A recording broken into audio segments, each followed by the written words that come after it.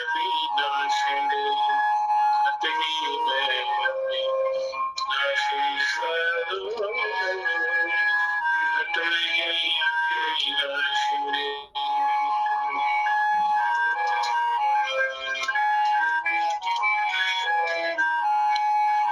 नहीं पाताल नहीं स्वर्ग लोक में नहीं सागर जल राशि नहीं सागर जल राशि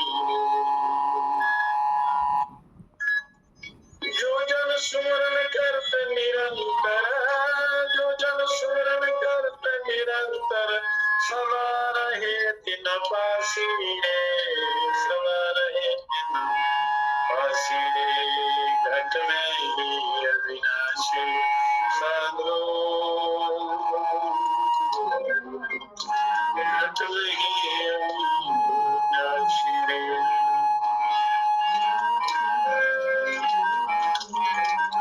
बिना सुमरन के वो अविनाशी का साक्षात्कार नहीं होता, उस परम परमात्मा के प्रकाश का साक्षात्कार नहीं होता। तो सुमरन सबसे बढ़िया है। करोड़ों अरबों खरबों तीर्थों से भी खरबों बार स्नान करने का फल एक बार उस परमात्मा का ध्यान करने से घर में बैठे ही मिल जाता है। जो तू उसको देखा चाहे सबसे हो उदासी रे सबसे हो उदासी रे बैठे का ध्यान नित कीजिए बैठे का ध्यान नित कीजिए होए ज्योत प्रकाशी रे होए ज्योत प्रकाशी रे घट में अविनाशी साधु घट में अविनाशी घट में अविनाशी साधु घट में अविनाशी। तो इस सहस्रार बिंद से ही वो अमृत आपको मिलेगा सदा के लिए परमानंद नित्य। उस अमृत का पान करो। प्रयागराज में डुबकी लगाने आप जाते हैं तो कभी वर्षों के बाद सदियों के बाद कहीं वो योग आता है, पर जब आप यहाँ ध्यान करते हैं शरीर में तो नित्य आपको वो अमृत की बूंद रोजाना मिलेगी आपको, पर वो बिना साधना के नहीं। ध्यान करना पड़ता है उसके लिए। बैठ एकांत ध्यान नित्य कीजिए होए ज्योत प्रकाशी रे घट में ही अविनाशी। वो अविनाशी परम ब्रह्म का प्रकाश जो है वो आपके अंदर ही, पर वो साधना के बिना नहीं मिलता, बातों से नहीं मिलता। घट में ही अविनाशी साधु घट में ही अविनाशी रे हृदय में जब दर्शन हुए सकल मोह तम नाशी रे सकल मोह तम नाशी ब्रह्मानंद मोक्ष पद पावे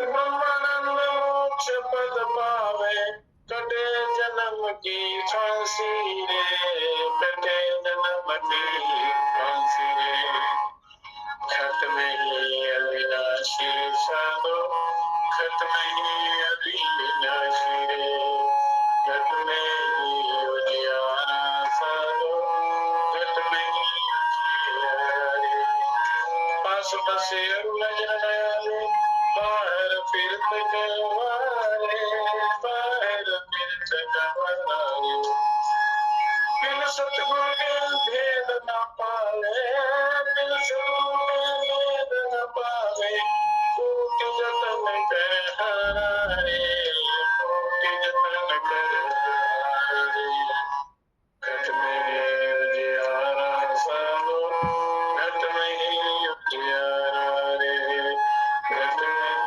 अविनाशी साधु घट में अविनाशी।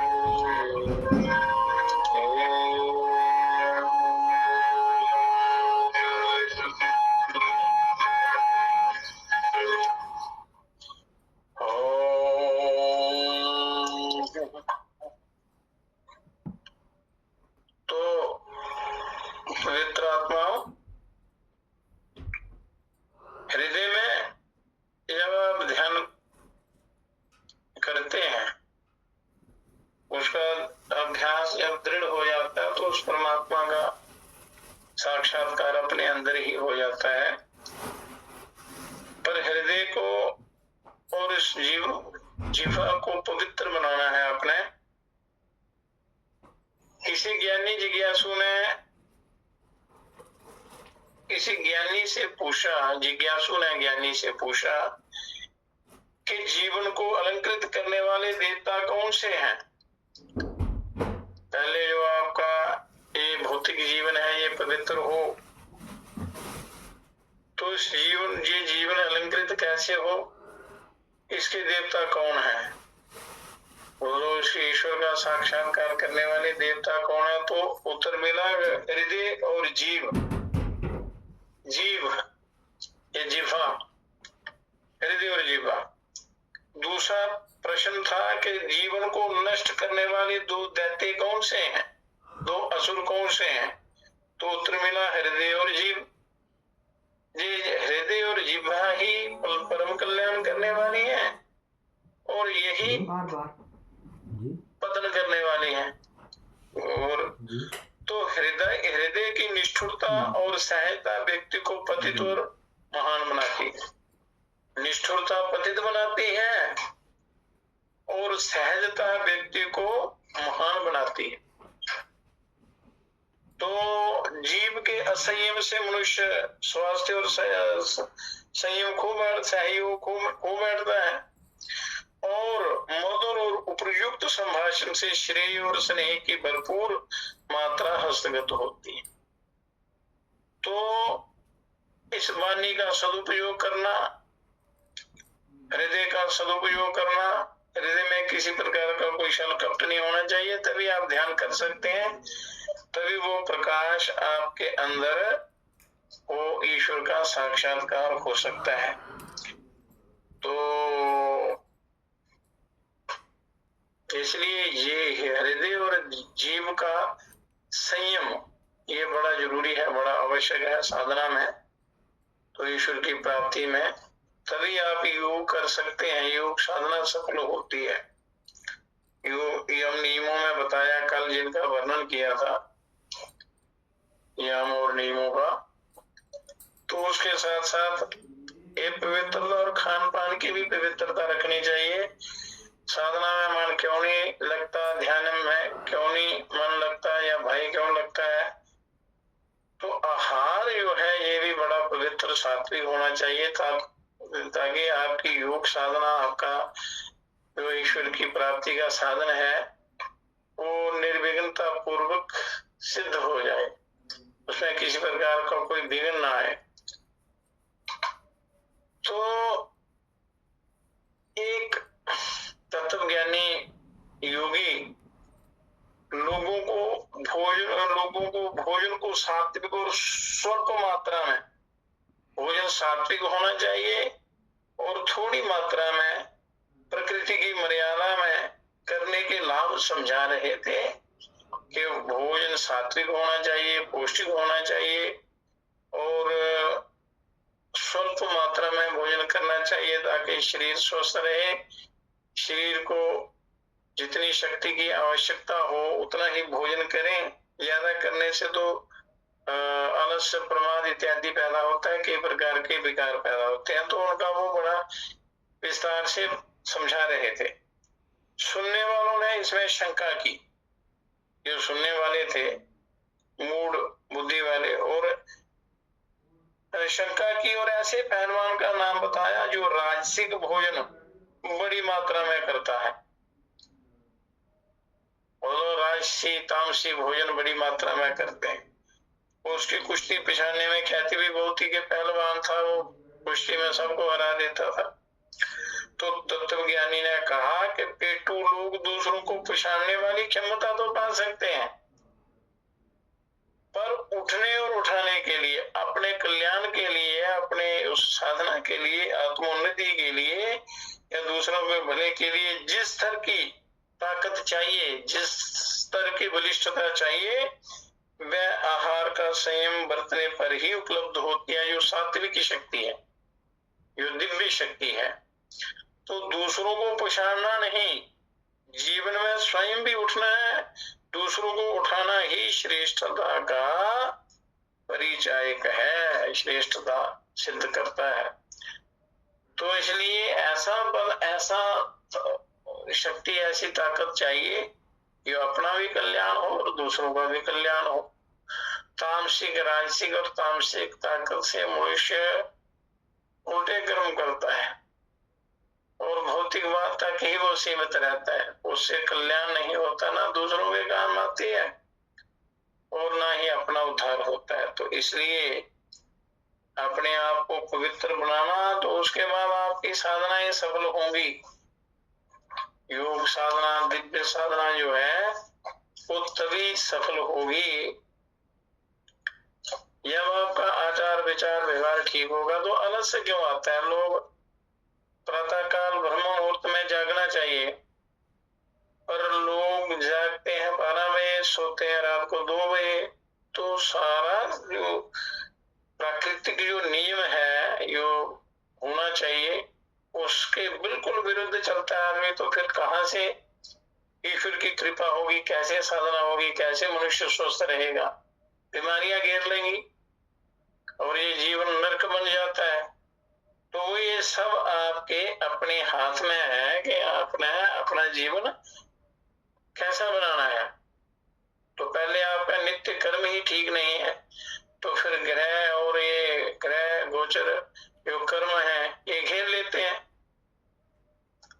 तो आपका नित्य नियम से आपका आचार, आहार, विचार, व्यवहार प्रकृति के अनुकूल होगा, तो ये ग्रह भी कृपा करते हैं और देवता लोग भी कृपा करते हैं। ईश्वर की बड़ी कृपा होती है और ये जीवन सफल हो जाता है। साधना में मन लगता है, समय पर जागना, समय पर सोना, समय पर उचित आहार करना, तो भूख लगने पर भोजन करना, प्यास लगने पर पानी पीना समय पर, तो सारा प्रकृति के अनुसार जीवन हो जाता है। प्रकृति के अनुकूल चलेंगे तो कल्याण होगा, प्रतिकूल चलेंगे तो अनिष्ट होने की 100% संभावना रहती है। तो इसलिए मनुष्य को बड़ी युक्ति से चलना है, क्योंकि शरीर बड़ा अनमोल है। जो समय दिया है इसका सदुपयोग करना है, साधना करके द्वारा अपना जीवन पवित्र बनाना है और आत्म साक्षात्कार करना है, ईश्वर की प्राप्ति करनी है। तो शास्त्रों में, क्योंकि प्राण ही इस शरीर में सबसे श्रेष्ठ क्या है? प्राण, प्राण विद्या।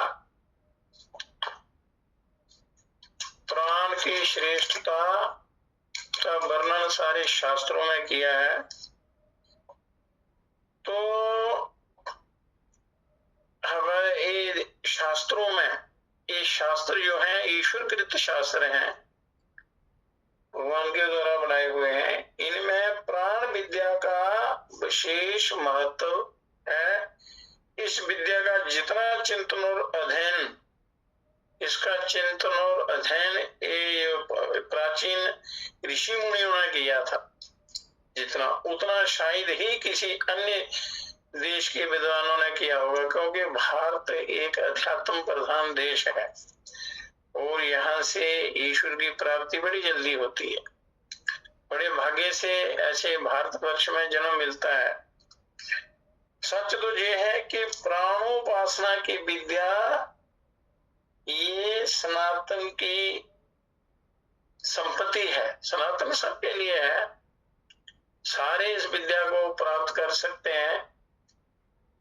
प्राण के वास्तविक महत्व को समझना, जो शरीर के अंदर प्राण है जिसके बल से ये सारा शरीर हमारा चलता है, पूरा संसार चलता है, पूरी सृष्टि चलती है। तो इस शरीर तथा बाह्य जगत में उसके सच्चे कार्य तथा व्यापक प्रभाव को परखना किसी देवता का आरोप कर उसकी उपासना करना, ये सब सिद्धांत इस पवित्र भारत भूमि पर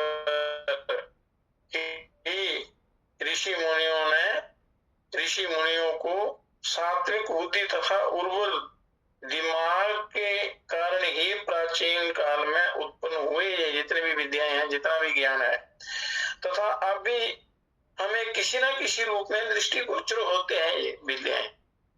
बड़े भाग्य से मनुष्य शरीर मिलता है, जन्म मिलता है, वो भी भारत भूमि में, और वो भी अगर हिमालय में हो तो फिर परम कल्याण हो जाता है।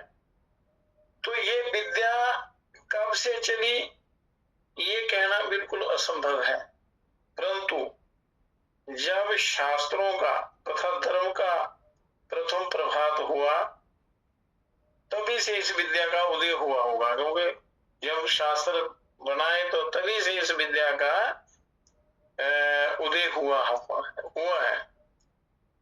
तो ये हम बिना रोक टोक के कह सकते हैं, क्योंकि हमारी वैदिक संहिताओं में ये इतना दिव्य ज्ञान है, पर ये परमात्मा की विशेष कृपा समझनी चाहिए। क्या आप ऐसे पवित्र स्थान में आपको जन्म मिला है, यहाँ पर सारे तीर्थ, सारे अवतार हुए, सारे देवता वास करते हैं, यहाँ रहकर भी अगर हम अपना कल्याण नहीं कर सके तो फिर बड़े दुर्भाग्य की बात है। तो फिर ये जीवन ऐसे ही चला जाता है। तो जितनी भी वैदिक संहिताएं हैं, विशेषता उनमें ऋग्वेद तथा अथर्ववेद की संहिताओं में इस विद्या का उल्लेख सबसे पहले किया गया मिलता है। इनमें ये प्राण विद्या का, ब्रह्म विद्या का वर्णन वेदों में है, वेदांत में, उपनिषदों में है। तो विद्वानों से ये अपरिचित नहीं कि उपनिषदों में प्राण विद्या भरी पड़ी है, क्योंकि उपनिषदों में प्राण विद्या का बड़ा विशेष वर्णन है, परंतु शास्त्रों में, उपनिषदों में बड़े, परंतु उपनिषदों में नहीं। प्रत्युत अरण्यक तथा संहिताओं में इस विद्या का भी वर्णन है, यथेष्ट वर्णन उपलब्ध होता है। शास्त्र पढ़ो और सुनो तो ये विद्या मिलती है। ज्ञान सत्संग से मिलता है, तो सत्संग में ये शास्त्रों की चर्चा होती है, तो वहीं से ये दिव्य ज्ञान मिलता है।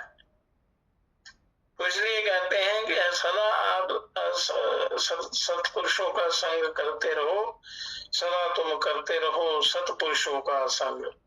सत्पुरुषों के संग से लोहा तर जाए काठ के संग, मतलब कल्याण हो जाता है, ज्ञान मिलता है, ज्ञान से मनुष्य साधना करता है और उसका कल्याण हो जाता है।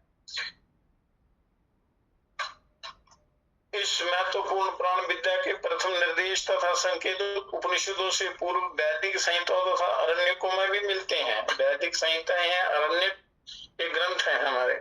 अरण्यक मतलब अरण्यक जंगलों में ये ऋषि मुनि तप करते थे और वहां पर जो दिव्य ज्ञान प्राप्त हुआ वो ग्रंथ लिखे गए, उनको कहते हैं। तो इसका निश्चय पढ़ने वालों को, इसका या सुनने और पढ़ने वालों को, शास्त्रों को सुनने और स्वाध्याय करने वालों को इस विद्या का ज्ञान अवश्य होगा। अरण्यकों का विषय, आरण्यक क्या है? वेद के दो विभाग हैं, वेदों के दो विभाग हैं, मंत्र तथा ब्राह्मण। ये ग्रंथ है। मंत्र ब्राह्मणात्मको वेदः, मंत्र ब्राह्मणात्मको वेदः, मंत्रों के संग्रह को संहिता कहते हैं। संहिता किसको कहते हैं? मंत्रों को संग्रह को, मंत्रों के संग्रह को के इकट्ठे किसी पुस्तक में इनको लिखना, लिपिबद्ध करना, तो मंत्रों को संग्रह को संहिता कहते हैं। ऐसी संहिताएं हमारे यहाँ बहुत हैं शास्त्रों में। ऋक संहिता, साम संहिता आदि आदि, ये अनेक मंत्रों की संहिताएं हैं। तो मंत्रों में सारा ज्ञान भरा पड़ा है। ब्राह्मण ग्रंथों के 3 वेद हैं, ब्राह्मणों के 3 वेद हैं, ब्राह्मण ग्रंथ हैं। ब्राह्मण, आरण्यक तथा उपनिषद।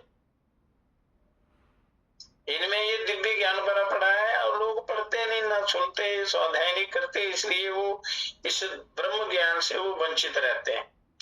वो दूसरी विद्याओं के चक्कर में पड़ते हैं और जिससे आत्मज्ञान नहीं होता, कल्याण नहीं होता, आवागमन के चक्कर में पड़े रहते हैं। तो ब्राह्मण, आरण्यक और उपनिषद में ब्रह्म विद्या का वर्णन है और ब्रह्म उस परमात्मा का साक्षात्कार करने का जो तरीका बताया हुआ है।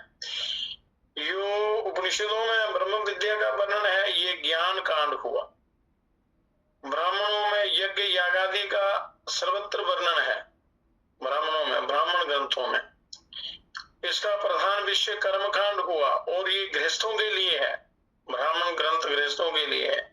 यो घर द्वार बनाकर वेद विहित यज्ञों का अनुष्ठान करके अपने कल्याण के लिए अनुष्ठान किया करते हैं। अरण्यकों का स्थान ब्राह्मणों तथा उपनिषदों के बीच में आता है। तो आरण्यक नाम क्यों रखा? नाम पढ़ने के दो कारण बतलाए जाते हैं। आरण्यक ग्रंथ जो है, एक तो ये हुआ कि ये ग्रंथ अरण्य में ही पढ़ने योग्य है। इसका अध्ययन तथा मनन अरण्य मतलब जंगल में ही करना चाहिए।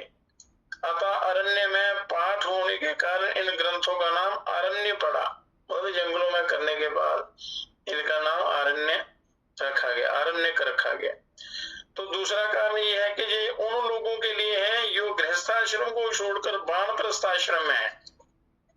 गृहस्थाश्रम को छोड़कर वानप्रस्थाश्रम में है। अतः यो लोग घर द्वार छोड़कर जंगल में कुटिया बनाकर अधिकतर निवास किया करते हैं, उन्हीं तृतीय आश्रम में रहने वालों के लिए आरण्यक ग्रंथ दृष्ट हुए।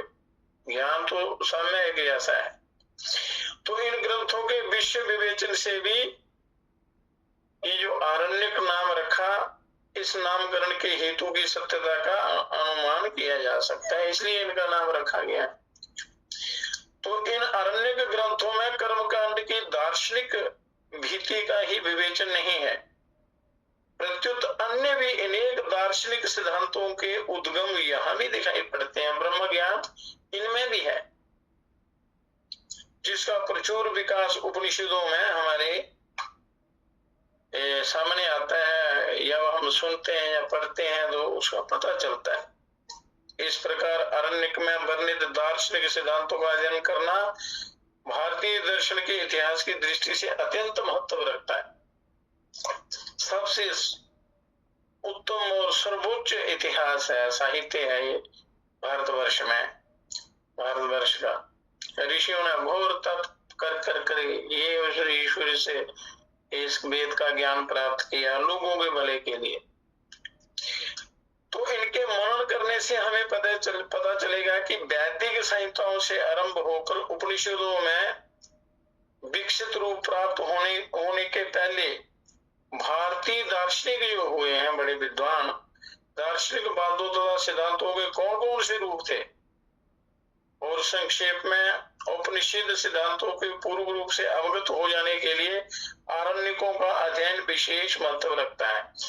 आरण्यक अगर पढ़े सुने तो फिर पता चलता है कि हमारा ये ब्रह्म ज्ञान, दिव्य ज्ञान, ये क्या है, हमारा कैसे कल्याण हो सकता है। ये तो ऐतरेय आरण्यक, ऐतरेय उपनिषद ही समझो। अथर्व वेद को छोड़कर हर वेद के एक या अनेक आरण्यक हैं। वेदों के ही का ही ये इसमें वर्णन है, वेदों से ही लिए गए हैं, वेदों का ही ज्ञान इनमें लिखा गया है, जो जंगलों में ऋषि मुनियों ने लिखा हुआ। अथर्व वेद के, ऋग्वेद के 2 आरण्यक हैं, अथर्ववेद के अनेक आरण्यक हैं, और ऋग्वेद के 2 आरण्यक हैं, वो इनके नाम है ऐतरेय तथा शांखायन। तो ये ऐतरेय आरण्यक अपने विषयों में विशेष महत्व का है। इसके 5 खंड हैं, और इसके 5 खंड हैं, उन्हें भी अरण्यक ही कहते हैं। तो हर अरण्यक में कई अध्याय हैं, तो आरण्यकों में, पहले आरण्यक में 5 अध्याय हैं, दूसरे में 7 अध्याय, तीसरे में 2, चौथे में 1 और 5वें में 3। इस प्रकार पूरे ग्रंथ में 18 अध्याय हैं। हर अध्याय में कई खंड हैं और इनमें दूसरे अरण्यकों को छोड़कर अन्य भागों में ऐसे विषय हैं जिनसे इस समय हमारा मतलब नहीं। बड़ा वो उसका बड़ा विस्तृत वर्णन है, पर हमें जो चाहिए सार अपने कल्याण के लिए, क्योंकि इतने ग्रंथ हैं, हर व्यक्ति के लिए वो पढ़ना सुनना उस पर चलना बड़ा मुश्किल हो जाता है। तो ऋषि मुनियों ने, महर्षियों ने घोर तप करके मनुष्य के लिए बड़े सरल मार्ग बनाए हैं। वो किसी एक का साधन करके जीव अपना कल्याण कर सकता है, पर जानकारी होनी चाहिए कि हमारा जो साहित्य है, वैदिक साहित्य इतना विशाल है, उसमें से कोई एक चीज लेके भी आप चलेंगे तब भी कल्याण हो जाता है। तो इस प्रकार अरण्यकों में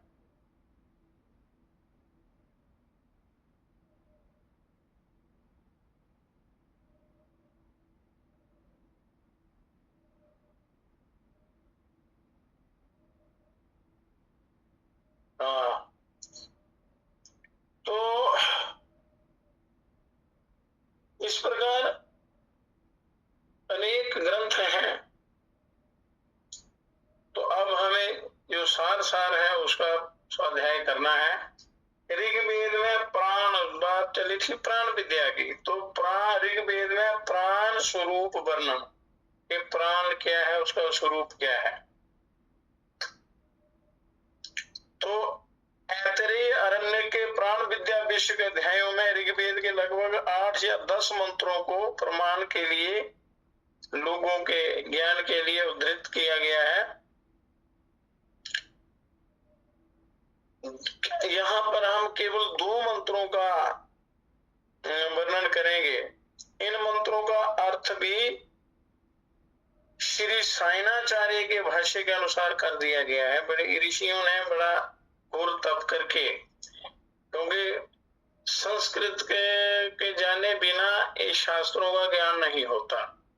तो ऋषि मुनि ये संस्कृत के विद्या के विशेष ये ज्ञाता थे, तो उन्होंने सरल करके मनुष्य के कल्याण के लिए ये ग्रंथ बनाए हुए हैं। तो प्राण समस्त विश्व को व्याप्त किए हुए हैं, प्राण का महत्व समझना है। इस विषय में ये मंत्र आप सुने।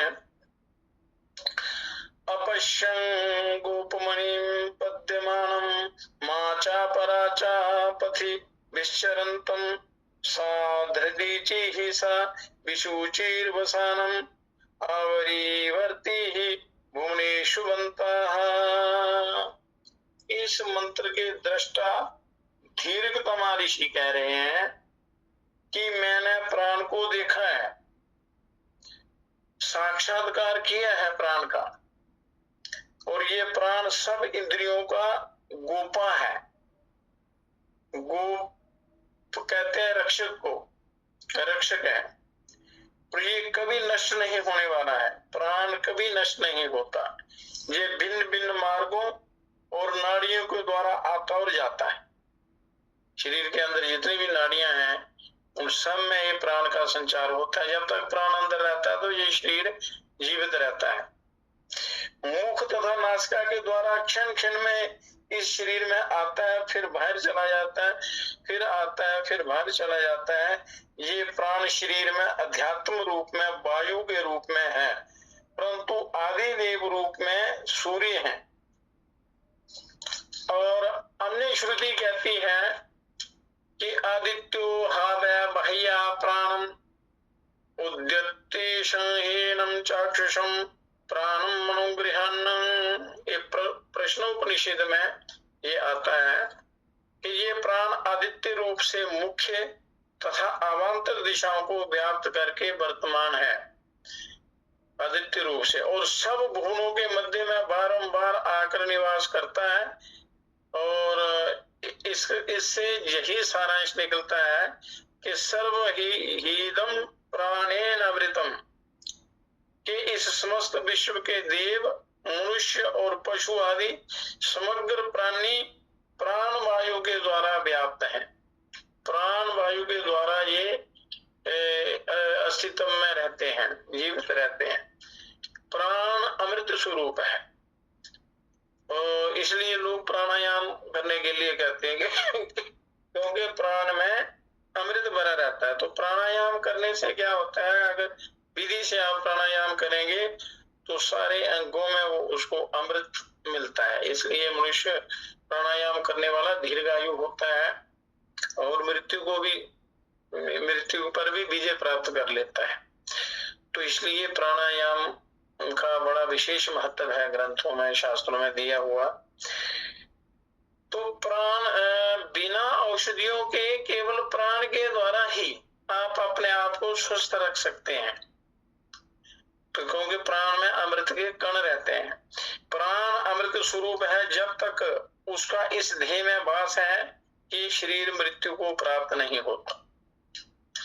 और इस सिद्धांत की पुष्टि करने के लिए ऋग्वेद में दिया गया है। ऋग्वेद में लिखा है, ऋग्वेद में क्या लिखा है, अपंगम प्रेरिति स्वध्याग्रीवितो मर्त्यो मर्तेनांस्योनिः सा शाश्वन्ता विशुचिना वियन्ता नेयन्यं चिकुरुयनं नीचकुरन्यमं। ये प्राण इस शरीर में स्वधा अन्न के द्वारा ही स्थित है, स्वधा अन्न के द्वारा। ये मलमूत्र आदि के निकालने के लिए अधोभाग में जाया करता है तथा श्वास के लिए मुख आदि ऊर्ध्वभाग में संचरण किया जाता है। और अर्थात वह अपान तथा प्राण के रूप में शरीर में सर्वदा संचार किया करता है। प्राण अपान ये मुख्य प्राण है। प्राण अपान व्यान उदान समान एक ही ये प्राण जो ऑक्सीजन है, इसके 10 प्रकार से ये काम करता है शरीर में। इनके अलग अलग नाम है। अपान जो है ये शरीर से जितने भी मल हैं इनको बाहर निकालता है। और अपान वायु, तो अपान तथा प्राण के रूप में शरीर में सदा ये संचार करता है, जिससे ये मनुष्य जीवित रहता है। प्राण अमर्त्य है, मृत्यु रहित है।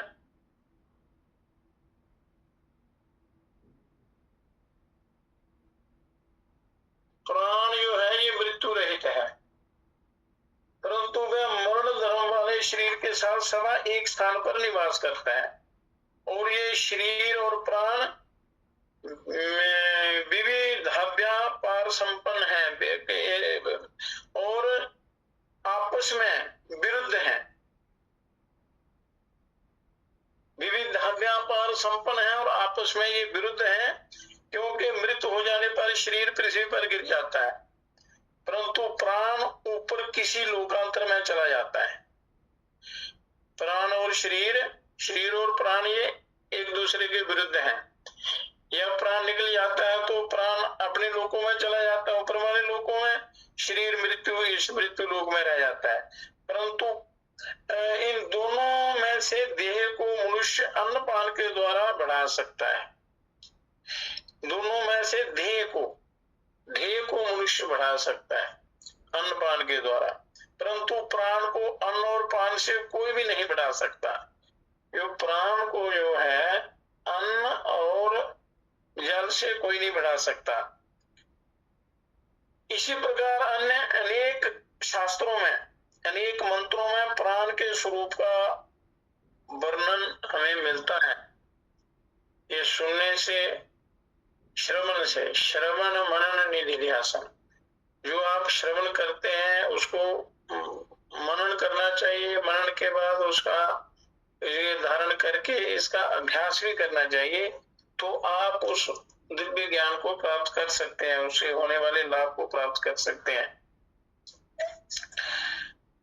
तो प्राण की श्रेष्ठता क्या है, ये प्राण की इतनी महिमा का गान क्यों किया गया है? क्योंकि सब इंद्रियों में कौन श्रेष्ठ है, इसका उत्तर उपनिषदों में एक अतीव हृदय ग्राहिणी कथा के द्वारा दिया गया है। इस विषय का वर्णन छांदोग्य उपनिषद में है। तो इसका अगर विस्तार से इसका ज्ञान प्राप्त करना है तो उस उपनिषद को स्वाध्याय करना पड़ेगा, सुनना पड़ेगा। फिर भी यहाँ जितना मनुष्य के लिए जरूरी है तो उतना बता देते हैं। तो चक्षु श्रवण आदि इंद्रियों में आपस में जो स्पर्धा चली कि उक्त कौन है, ये जितनी भी इंद्रियां हैं इनमें वार्तालाप हुआ, सब जगने लगे कि मैं ही उक्त हूँ, मैं ही उक्त हूँ, मैं ही श्रेष्ठ हूँ, मैं ही श्रेष्ठ हूँ। अंत में उन्होंने कहा कि हम लोग इस शरीर से निकल चले, जिसके निकल जाने पर ये शरीर नष्ट हो जाएगा तथा गिर पड़े, वही सबसे श्रेष्ठ माना जाएगा। और इंद्रियों में आपस में झगड़ा हुआ कि इंद्रियां कहने लगी, कोई कहने लगी मैं श्रेष्ठ हूँ, दूसरी कहने लगी मैं श्रेष्ठ हूँ। और निर्णय ये हुआ कि जिसके निकल जाने से, जिसके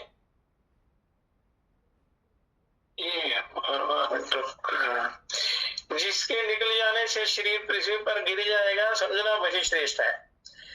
तो पहले बाघ इंद्रिय निकल गई, वाणी निकली, जीवा निकली, परंतु जो शरीर बिना बोले खाते पीते टिका रहा, बोल नहीं सका पर शरीर रहा, शरीर का अंत नहीं हुआ।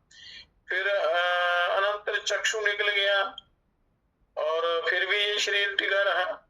श्रवण निकल गया, कान निकल गए, ये शरीर बिना सुने खाते पीते टिका रहा, बिना नजर के भी टिका रहा। मन के निकल जाने पर भी ये शरीर मूंदे हुए की तरह खाते पीते बना रहा, अन्न जल पान करते हुए इसकी स्थिति रही। परंतु प्राण के बाहर निकलते ही ये शरीर गिर पड़ा, नीचे गिर पड़ा। इस पर भी प्राण की श्रेष्ठता के विषय में इंद्रियों को निश्चय नहीं हुआ। जब प्राण के निकलने पर शरीर निश्चेष्ट हो गया, गिर पड़ा, इंद्रियां फिर भी नहीं मानी। अब भी वे आपस में झगड़ा करती ही रही। अब ये स्थिर हुआ कि जिसके प्रवेश करने पर ये शरीर उठ खड़ा हो वही श्रेष्ठ है, वही उक्त है, वही। तो बाघ इंद्रिय पहले घुसी परंतु शरीर सोया ही रहा। फिर चक्षु श्रवण मन बारी बारी सब इंद्रियां प्रवेश कर गए, परंतु कोई परिणाम नहीं हुआ, शरीर में कोई हलचल नहीं हुई, शरीर मुर्दे की तरह पड़ा रहा। ये शरीर पहले की भांति ही सोया सा रहा, पृथ्वी से उठ नहीं सका। अंत में प्राण ने प्रवेश किया तो उसके प्रवेश करते ही ये शरीर उठ खड़ा हुआ। तो अतः प्रतिज्ञा के अनुसार प्राण ही श्रेष्ठ माना गया, तो वही सब इंद्रियों में श्रेष्ठ माना गया। तो इसलिए ये प्राण सर्वश्रेष्ठ है। इस प्राण के द्वारा मनुष्य को अपना उद्धार करना है, कल्याण करना है। अरण्य का ये वर्णन उपनिषद के वर्णन में भी मिलता है। उपनिषदों में अरण्य उपनिषद प्राण जो भी हैं, इनमें ज्ञान जो है वो एक ऐसा ही है ईश्वर की प्राप्ति के लिए। जिसको जिस प्रकार से ज्ञान मिला वो उसी प्रकार से उसने साधना की और अपना कल्याण को प्राप्त हुए। उपनिषद में तो प्राण के निकलते समय शरीर की अन्य इंद्रियों के छिन्न तथा निर्जीव होने की घटना का वर्णन है।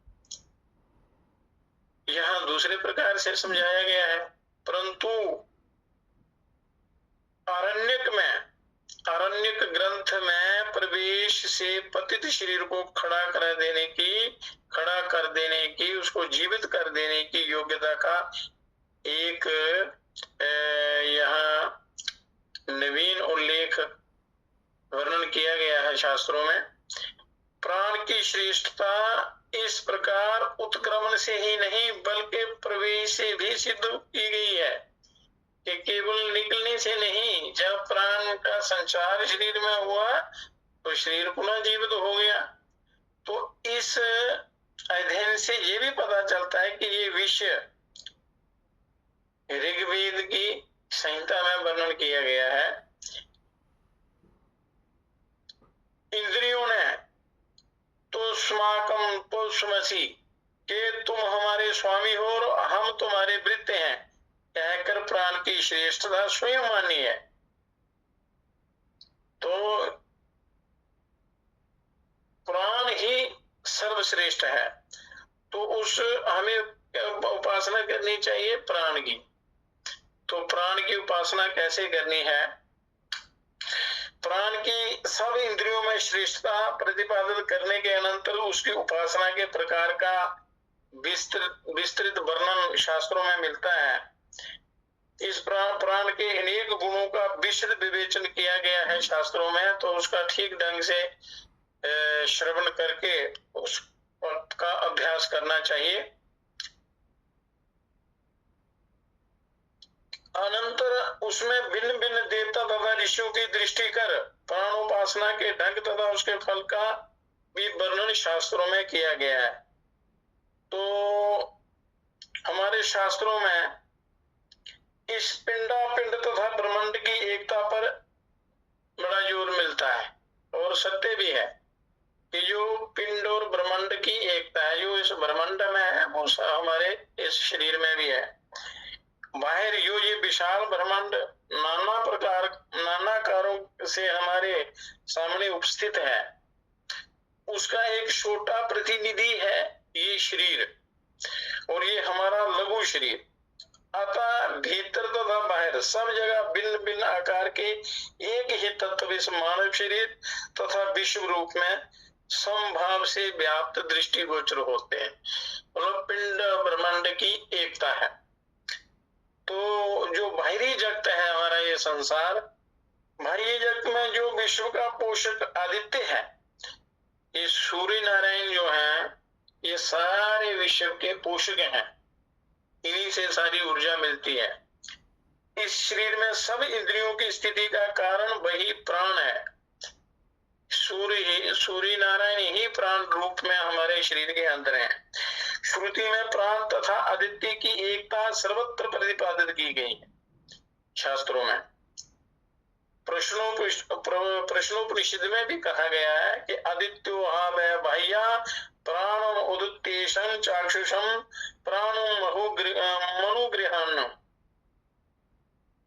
के जिस प्रकार आदित्य हमारी उपासना का विषय है, जिस प्रकार हम सूर्य नारायण की उपासना करते हैं, यह हमारी उपासना का विषय है, उसी प्रकार इस शरीर में प्राण भी हमारी उपासना का विषय है।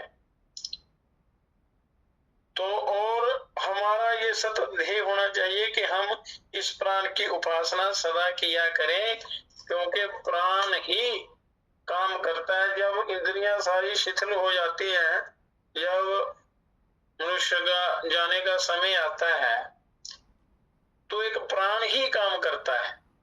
उस समय चक्षु, श्रवण इंद्रियां और ये जितने भी शरीर में इंद्रियां हैं प्राण के सिवा, ये सारी कुछ भी नहीं कर सकती, साथ नहीं देती। उस समय केवल प्राण ही आपका मतलब काम करता है शरीर में। तो जो साधना करते हैं, प्राणायाम करते हैं या प्राण की उपासना करते हैं, तो उस समय वो अपनी अंतिम स्थिति वो सुधार लेते हैं और ये जीवन सफल हो जाता है, ईश्वर की प्राप्ति होती है। प्राण इस विश्व का धारक है, सारे संसार का धारक है। प्राण की ही शक्ति जैसे ये आकाश अपने स्थान पर स्थित है, उसी तरह सब बड़े बड़े प्राणी से लेकर चींटी तक समस्त जीव इस प्राण के द्वारा ही विधृत हैं, जीवित हैं और अपना जीवन चलाते हैं। यदि प्राण ना होता तो इस विश्व का जो ये महान संस्थान हमारे नेत्रों के सामने आश्चर्य पैदा किया करता है, वह कहीं भी नहीं रह पाता। ये सब प्राण का ही चमत्कार है। तो प्राण सर्वत्र व्याप्त है। सर्वम हीदम प्राणेनावृतम, कि प्राण से ये सारा जगत आवृत है। तो जब निष्प्राण हो जाता है तो कुछ भी नहीं रहता। ये विश्व का धारक है, अतः ये उसका रक्षक भी है। तो मंत्र में इसलिए प्राण को गोपा कहा गया है। गोपाल, गोपा रक्षक, गोपा मतलब रक्षक होता है। तो प्राण ही आयु का कारण है। उपनिषदों में प्राण के ये आयुष कारक होने की बात स्पष्ट की गई है कि प्राणायाम जब आप करते हैं तो मनुष्य दीर्घायु होता है। दीर्घायु इसलिए कि हम परमात्मा का चिंतन करके अपना जीवन सफल कर लें, बना लें। तो जब तक इस शरीर में प्राण रहता है तभी तक आयु है। अतः श्रुतियों में इसको गोपा कहा गया है। प्राण के द्वारा अंतरिक्ष तथा वायु की सृष्टि हुई। प्राण के द्वारा ही अंतरिक्ष की और वायु की सृष्टि हुई। प्राण पिता है तथा अंतरिक्ष और वायु उसकी संतानें हैं। तो जिस प्रकार कृतज्ञ पुत्र, जो कृतज्ञ पुत्र होता है अपने सत्कर्मों से पिता की सेवा किया करता है, उसी प्रकार अंतरिक्ष और वायु रूप पुत्र भी प्राण की सेवा में लगे रहते हैं। अंतरिक्ष और वायु ये सब प्राण को पुष्ट करते रहते हैं। अंतरिक्ष का अनुसरण करके ही प्राणी मात्र का संचरण होता है और अंतरिक्ष की सहायता से ही आदमी दूर स्थान पर कहे गए शब्दों को सुन लिया करता है। ये प्राण के दोनों पुत्र हैं। तो इस प्रकार अंतरिक्ष प्राण की परिचर्या करता है। वायु भी शोभन गंध से आकर प्राण को तृप्त कर देता है तथा इस प्रकार अपने पिता प्राण की सेवा किया करता है। ये प्राण, अंतरिक्ष और वायु ये प्राण की से पैदा हुए हैं। तो ऐत्रेय अरण्यक में प्राण के सृष्टा तथा पिता होने की बात इस प्रकार कही गई है शास्त्रों में मंत्रों के द्वारा। प्राणेन सृष्टान्तरिक्षं च वायुश्च अंतरिक्षं अनुचरन्ति अंतरिक्षमनु शृण्वन्ति वायुरस्मै पुण्यं गन्धम् आवहति एवमेति प्राणं पितरं परिचरतो अंतरिक्षं च वायुश्च अर्थात प्राण से अंतरिक्ष और वायु की सृष्टि हुई। अंतरिक्ष का अनुसरण करके प्राणी चलते हैं और अंतरिक्ष का अनुसरण करके सुनते हैं। वायु इसके पास पुण्य गंध ले आता है। इस प्रकार ये अंतरिक्ष और वायु अपने पिता प्राण की परिचर्या करते हैं। तो इसलिए प्राण, इस शरीर में प्राण सर्वश्रेष्ठ है।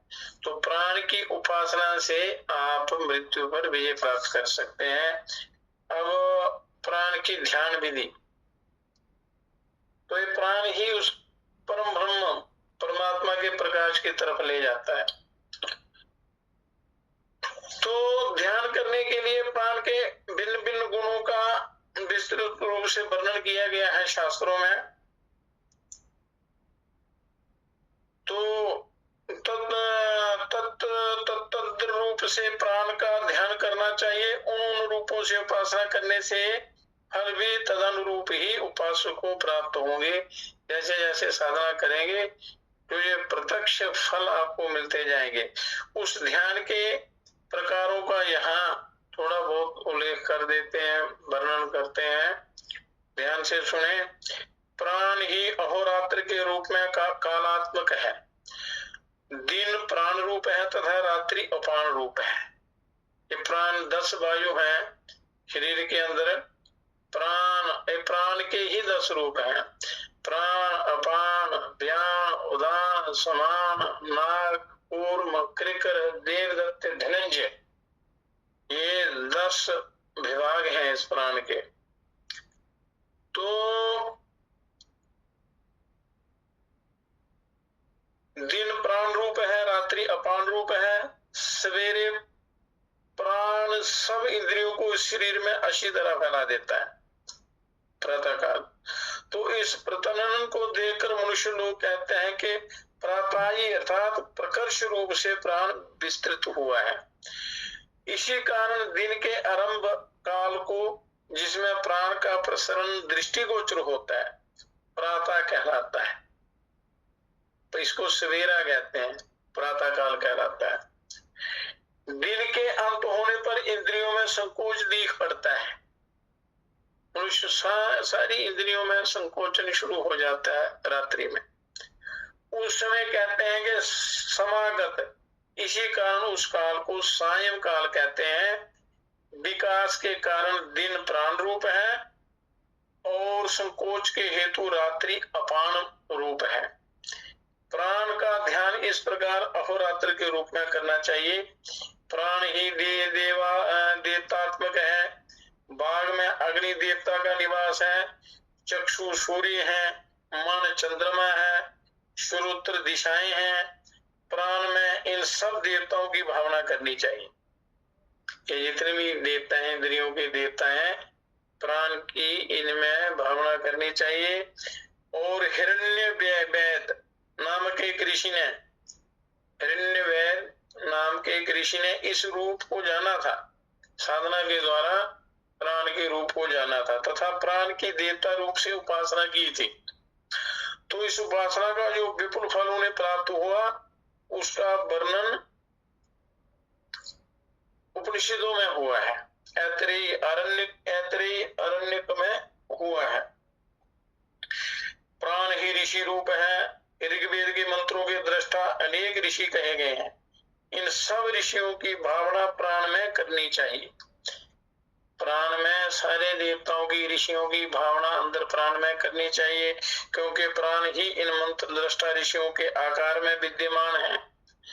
और प्राण ही शयन के समय में वायु, चक्षु आदि इंद्रियों के निगरण करने में कारण दृश्य कहलाता है। कि प्राण ही जब मनुष्य सोता है, इंद्रियां संकुचित हो जाती हैं, तो उनकी रक्षा भी ये प्राण ही करता है। और रति के समय में धातु के विसर्गजन्य मद उत्पन्न करने के कारण अपान ही मद हुआ।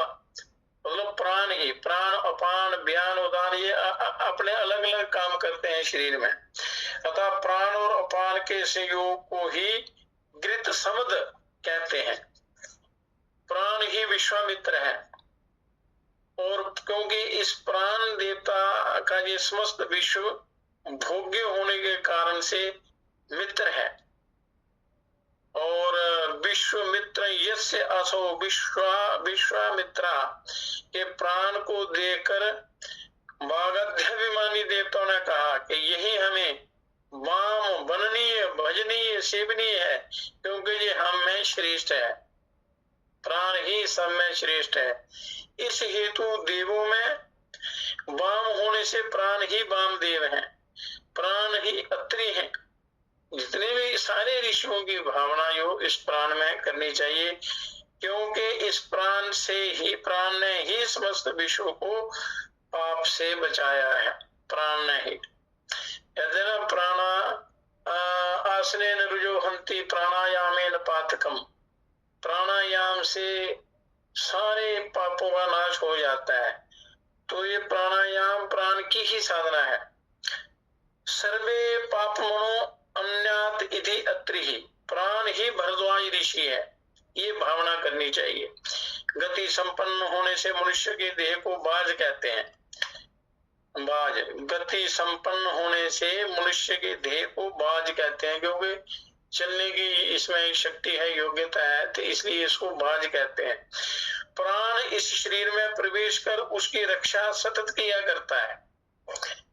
अतः वह प्राण विभ्रद्वाज है, इसी कारण ये भरद्वाज है। इसकी मतलब अच्छी प्रकार इसकी साधना सीख लेनी चाहिए। देवताओं ने प्राण को देखकर कहा था कि तुम विशिष्ट हो, क्योंकि इस शरीर में इंद्रियों के निवास करने का कारण प्राण ही है। और प्राण ही सबसे बढ़कर वास या निवास का हेतु है, इसलिए इनको वशिष्ठ कहते हैं। अतः ये विशिष्ट हुआ। इन निर्वचनों से यही सिद्ध होता है कि प्राण ही ऋषि रूप है। अतः प्राण में इन ऋषियों की भावना करनी चाहिए तथा तदरूप उपासना करनी चाहिए। अन्य ऋषियों को की भी भावना इसी प्रकार यहाँ करनी चाहिए जैसे यहाँ बताया हुआ है। अरण्यक में यहाँ वर्णन किया हुआ है प्राण के विषय में। सर्वा ऋचा सर्वे वेदा सर्वे घोषा एकेव व्याहृते ही प्राण एव प्राण ऋच इत्येव विद्यात्। जितनी ऋचाएं हैं, जितने वेद हैं, जितने घोष हैं, वे सब प्राण रूप है। प्राण को ही इन रूपों में समझना चाहिए तथा उनकी उपासना करनी चाहिए। तो प्राण के इन भिन्न भिन्न रूपों तथा गुणों को जानकर तद रूप से उसकी उपासना तद रूप से उसकी उपासना करनी चाहिए। तो प्राण विद्या का जो एक स्वल्प परिचय दिया है, थोड़ा सा वर्णन किया है, बाकी आगे जब ये वर्णन विस्तृत वर्णन शुरू होगा तो इसका विस्तार से बताएंगे।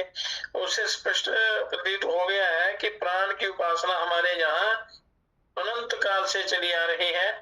उपनिषदों में तो उसके विपुल उपलब्ध वर्णन उपलब्ध होते हैं। उपनिषदों में अगर उपनिषद आप क्रम से सुने तो सारा ज्ञान आपको, सारे वेदों का फल, सारे शास्त्रों को पढ़ने का जो सार रूप ज्ञान फल है वो आपको उपनिषदों में मिल जाएगा।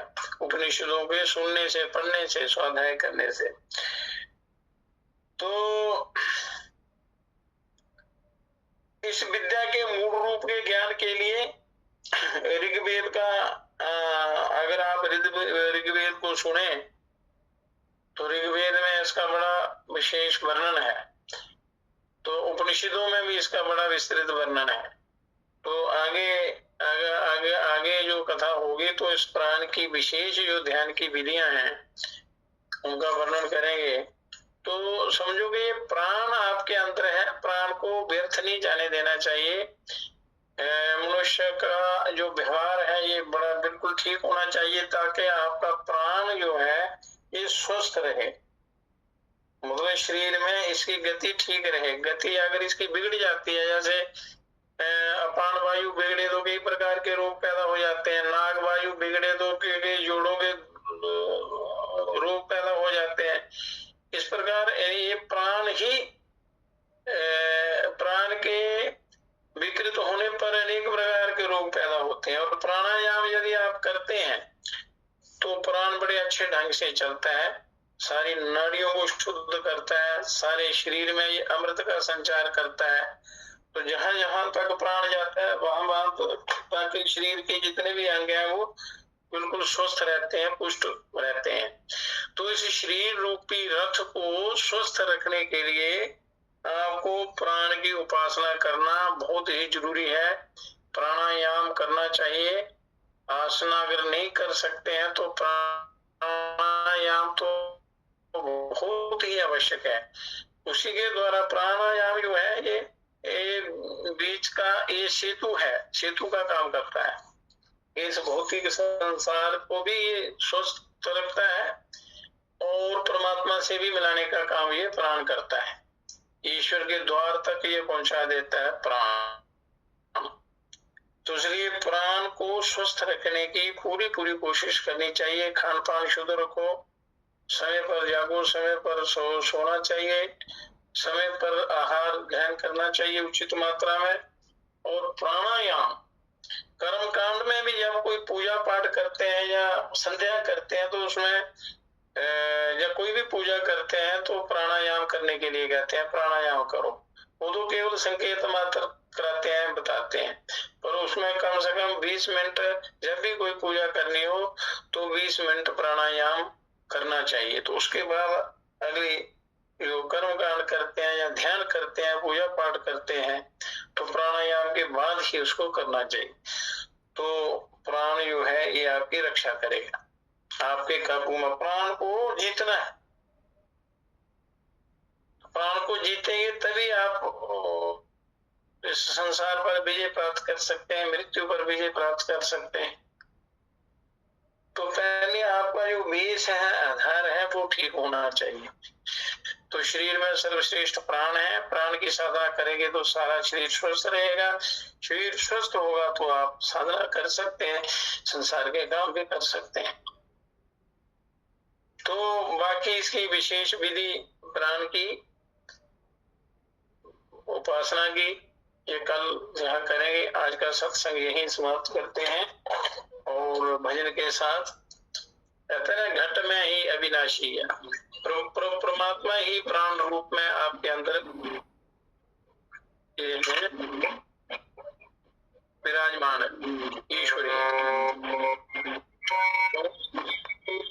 ये जितने भी नाद पैदा होते हैं सब प्राण से ही होते हैं। जो भी हरकत होती है तो इसके इस प्राण की जो एकता सूर्य नारायण जी से है। सूर्य नारायण तो सारे जगत के प्राण हैं। तो जब आप साधना करते हैं तो पिंड और ब्रह्मांड की एकता हो जाती है, तो समझो ईश्वर की प्राप्ति निश्चित है। और पहले प्रकृति के अनुसार आपको अपना जीवन बनाना चाहिए। कहते हैं ना, योग युक्त जाननी है।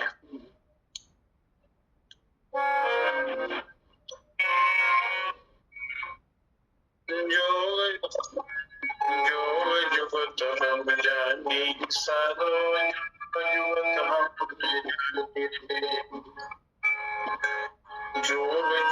हम जानी साधो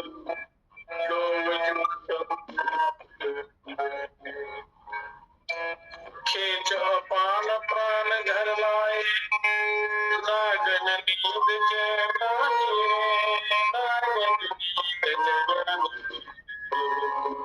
कुंडली शक्ति, इस प्राण के द्वारा वो कुंडली शक्ति भी जागृत होती है। कहते हैं खींच अपान प्राण घर लाए नागन नींद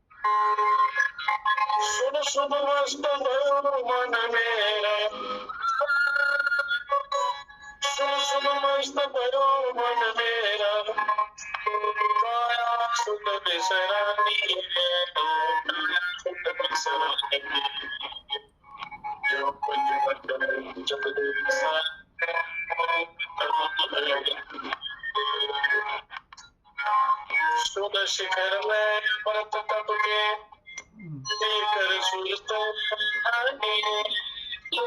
सुनते वो परमानंद स्वरूप समाओ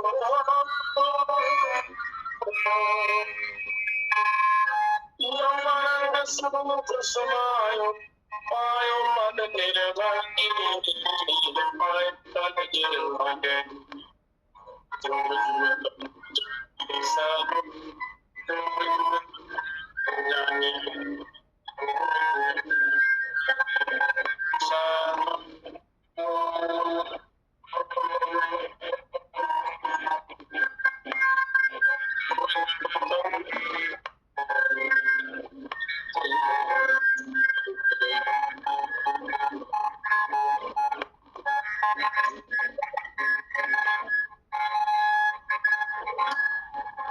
तो इस प्रकार ये योग की युक्तियां जानकर ये अपना जीवन पवित्र बना लेना चाहिए, सफल बना लेना चाहिए, बाद में मौका नहीं मिलेगा। इसमें आपको कोई विशेष आश्रम की आवश्यकता नहीं होती कि आप गृहस्थ में नहीं कर सकते, संन्यास में कर सकते हैं, नहीं। ये दिव्य ज्ञान की प्राप्ति आपके अंदर वो जिज्ञासा होनी चाहिए, वो श्रद्धा भावना, तो कोई भी कहीं भी किसी भी समय अपना उद्धार कर सकता है, कल्याण कर सकता है। आप सभी स्वतंत्र हैं। मनुष्य ने अपने आप को स्वयं ही जंजाल में डाला हुआ है, घिर जाता है मकड़ी के जाल की तरह, फंस जाता है उसमें, निकलने की कोशिश नहीं करता। इसलिए ये साधना बड़ी आवश्यक है। हरि ओम हरि ओम हरि ओम हरि।